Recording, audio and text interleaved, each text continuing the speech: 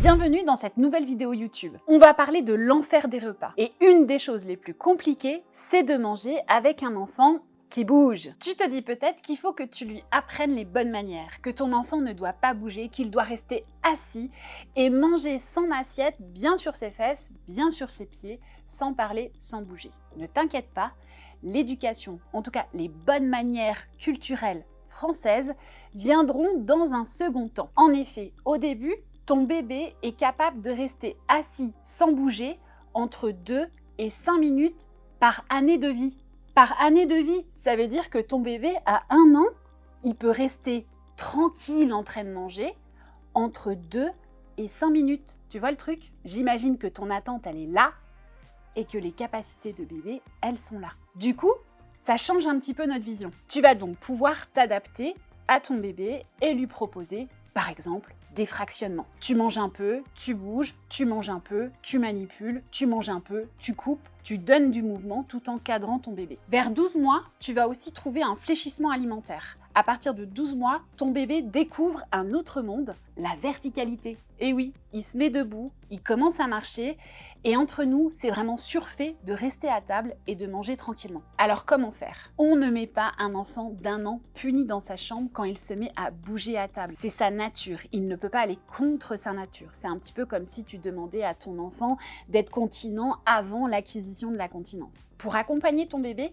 je vais te demander de le laisser bouger. Mais laisser bouger, ça ne veut pas dire le carnage. Ça ne veut pas dire le laisser faire, jeter la nourriture, se lever, manger en marchant, qui pourrait entraîner un risque de fausse route, mais c'est plutôt lui donner quelques outils qui vont lui permettre de rester assis, d'explorer sereinement et qui va te permettre à toi aussi de diminuer ton anxiété et donc d'avoir des repas beaucoup plus sereins où tu vas comprendre et accompagner ton bébé. Premier tips, ton bébé, à partir de 9-12 mois, va être dans la manipulation, dans la motricité fine.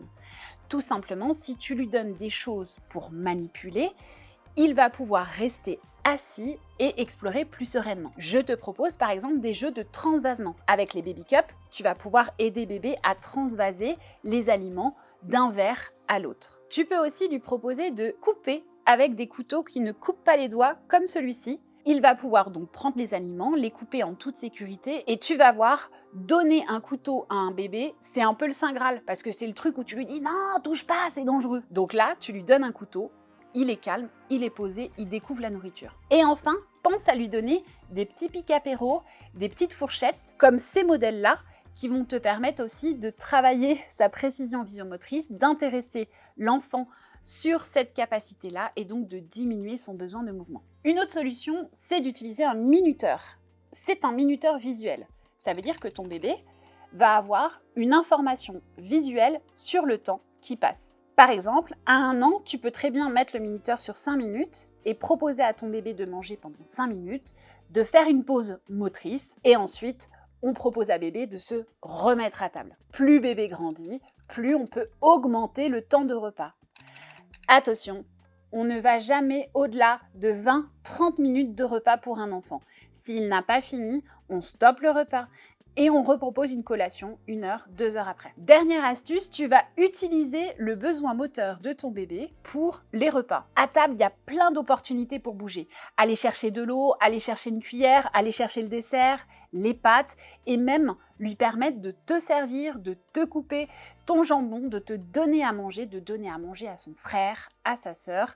Tout ça va lui permettre de nourrir son besoin de mouvement et diminuer son agitation à table. Tu l'auras compris, un enfant qui bouge à table, je ne lui demande pas de ne pas bouger, mais en tout cas, j'accompagne son besoin de mouvement. Tu vas aussi pouvoir trouver des coussins d'assises à air dynamique qui vont te permettre d'accompagner les plus grands dans leur posture et dans leur besoin de gigoter. Dernière chose, être bien assis à table, ça dépend de la culture, de nos habitudes et nos besoins. Tu vois les Japonais ?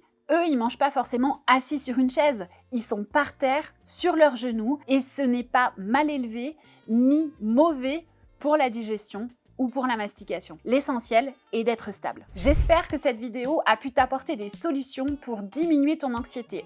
Déjà comprendre que tu n'es pas un mauvais parent si tu laisses ton enfant bouger à table, que non, il ne sera pas mal élevé et que tu verras qu'il arrêtera un jour de sauter sur les canapés et de manger debout sur une chaise. N'hésite pas à me poser les questions en commentaire, je me ferai un plaisir d'y répondre et je te retrouve très vite dans une nouvelle vidéo.